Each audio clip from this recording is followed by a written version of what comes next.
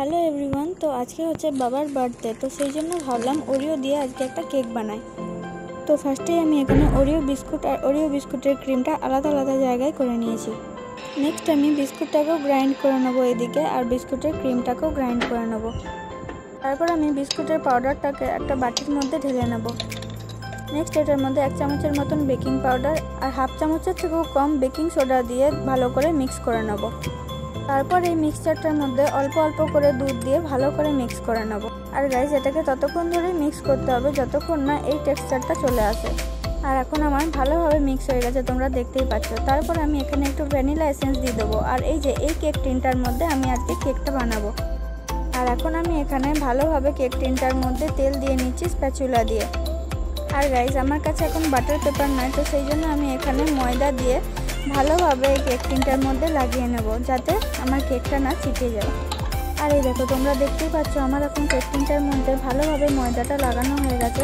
এরপর আমি আমার ব্যাটারটাকে এই টিনটার মধ্যে ঢালবো। দেখো কি সুন্দর হয়েছে না ব্যাটারটা। আর একটা জিনিস প্রবলেম হয়ে গেছে, এখানে আমার ব্যাটারটার তুলনায় আমার কেক টিনটা একটু বেশি বড় হয়ে গেছে। তারপর আমি একটু ভালো করে সেট করে এইখানে এখন আমন্ড দিয়ে দিচ্ছি, তোমরা চাইলে নাও দিতে পারো।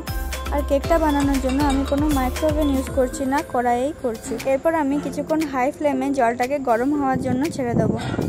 এটা এখন দেখছি ভালো গরম হয়ে গেছে, তো এরপর কেকটাকে আমি বসিয়ে দেবো কড়াইয়ের মধ্যে ঠিক 20 মিনিটের জন্য। আর গাইজ দেখো, কেকটা আমার ভালোভাবে এখন হয়ে গেছে।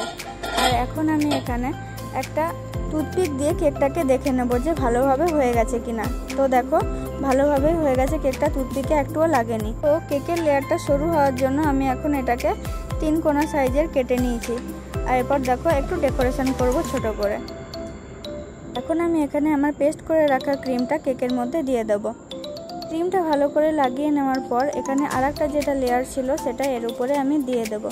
তো গাইস, আমার এখন কেক রেডি হয়ে গেছে এইদিকে। আর এখন দেখো আমি ছোট্ট করে ডেকোরেশন করে নিয়েছি। আমার ভিডিও কেমন লাগলো কমেন্ট করে জানাবে। Thanks for watching.